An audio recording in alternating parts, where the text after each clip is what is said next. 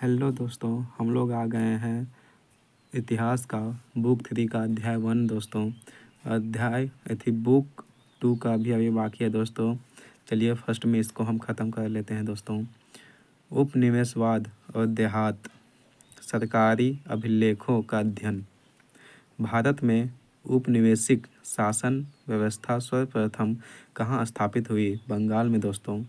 1793 ईस्वी में जब बंगाल में इस्तमरारी बंदोबस्त लागू किया गया, उस समय बंगाल का गवर्नर कौन था? लॉर्ड कॉर्नवालिस दोस्तों।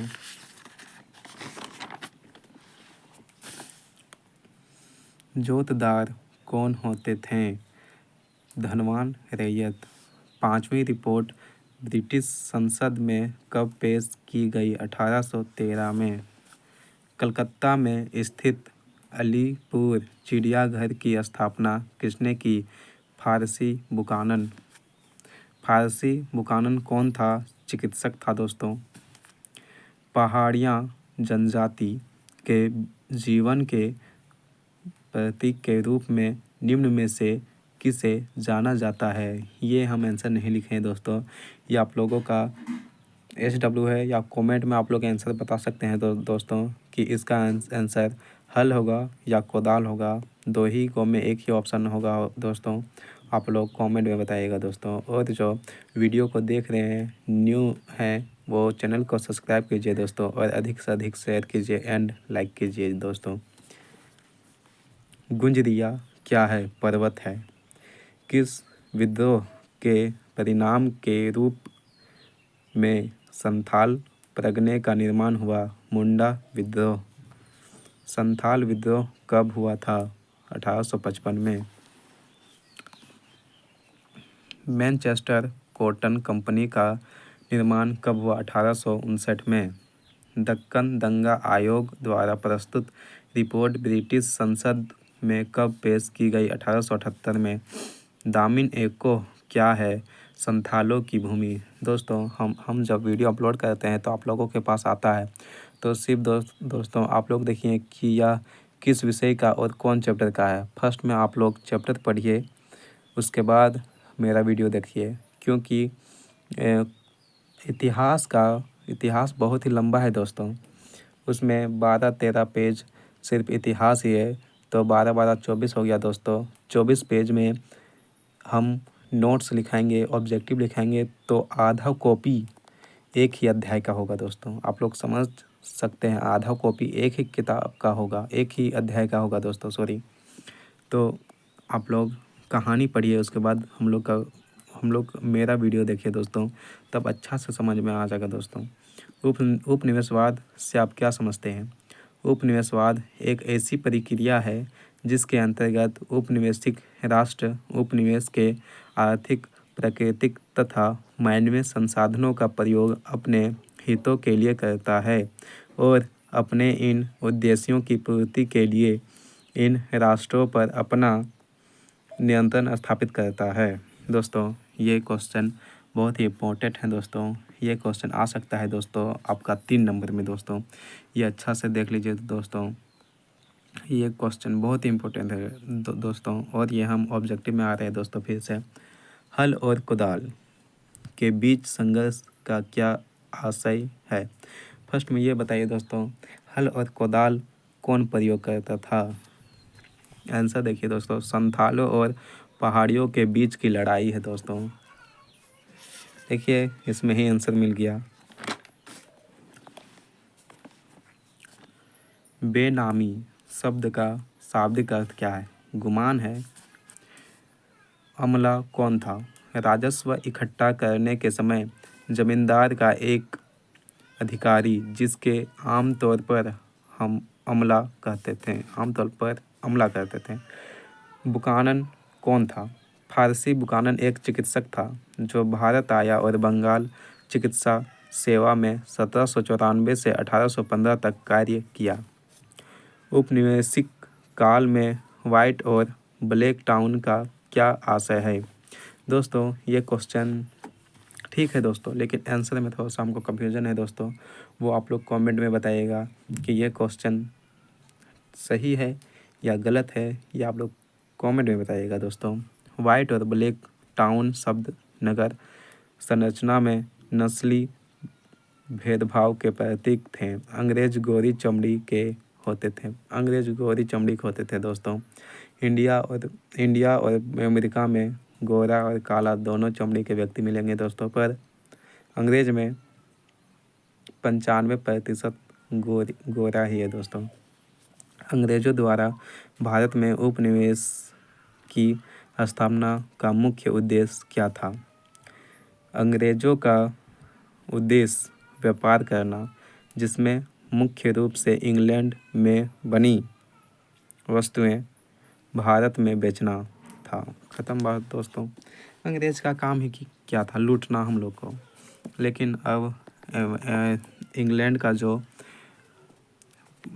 जो प्रधानमंत्री है वह है ऋषि सुनक, और भारत का जो प्रधानमंत्री वो है मोदी। मोदी ने 100 टन, मेरे ख्याल से 100 टन ने कितना सोना ले आया है दोस्तों। इससे पता चलता है कि अब हम लोग अपना ही जो अंग्रेज लूट के लेगा था वह हम लोग ले आएंगे दोस्तों। जब तक मोदी है तब तक मुमकिन है दोस्तों। चलिए दोस्तों, हम लोग दूसरा क्वेश्चन में आते हैं। बंगाल और बिहार में अस्थाई बंदोबस्त शुरू करने का आशय किसको दिया जाता है? लॉर्ड कॉर्नवालिस को दोस्तों। ईस्ट इंडिया कंपनी की स्थापना कब हुई? हम ये सोच रहे थे दोस्तों कि ये क्वेश्चन हम लिखे कि नहीं, क्योंकि ये 8, 9, 10 बहुत बार पढ़े इसको।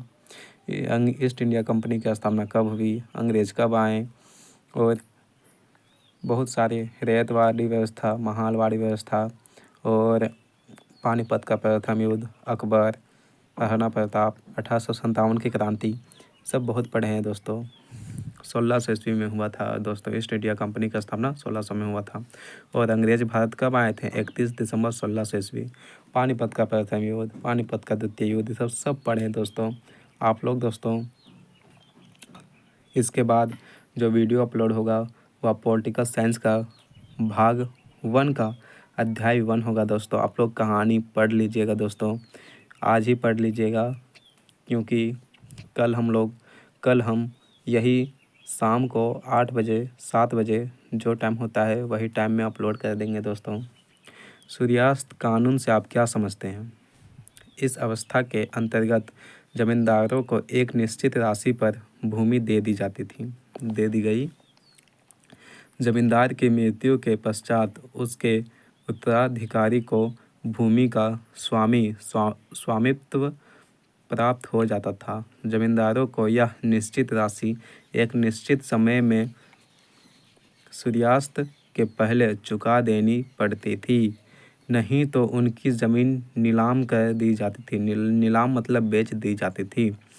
इस कानून को सूर्यास्त कानून कहा जाता था। झूम खेती से आप क्या समझते हैं? हम लोग 8 क्लास में पढ़े थे दोस्तों। झूम खेती मतलब स्थानांतरण कृषि। स्थानांतरण कृषि मतलब पहले एक जगह 4 से 5 साल तक कृषि करते थे। उसके बाद इसकी जो मिट्टी की उर्वरता थी वह समाप्त हो जाती थी, जिसके कारण हम लोग ये समझ लीजिए यह एक जंगल है दोस्तों, यह एक जंगल है। और यहाँ 4-5 साल कृषि करने के बाद मिट्टी की उर्वरता समाप्त हो गई। अब हम लोग फिर यहाँ जंगल के दूसरा छोर में आ गए दोस्तों, और इसको 4-5 साल फिर इसको छोड़ दिए। उसके बाद फिर यहाँ 4-5 साल खेती करने के बाद फिर हम लोग 4-5 साल खेती करने के बाद जब इसकी मिट्टी की उर्वरता समाप्त हो गई, फिर हम लोग यहाँ आ गए। यहाँ आने पर हम लोग देखते हैं कि फिर से घास फूस या पेड़ ये सब फिर से लग गया। 4-5 साल में तो बहुत परिवर्तन आ जाएगा दोस्तों, और फिर से यहाँ मिट्टी की उर्वरता बढ़ गई दोस्तों, जिसके कारण हम लोग फिर से यहाँ खेती कर सकते हैं। सबसे पहले झूम खेती से आप क्या समझते हैं? झूम खेती यही दोस्तों कि सबसे पहले हम लोग जाते थे और पेड़ पौधा को काटते थे, उसके बाद उसको जला देते थे। जलाने के बाद मिट्टी में मिला देते थे, जिसके कारण मिट्टी की उर्वरता और भी अधिक बढ़ जाती थी, और कृषि करते थे तो अधिक फलता फूलता था। उसके बाद 4-5 साल के बाद मिट्टी की उर्वरता समाप्त हो जाती थी।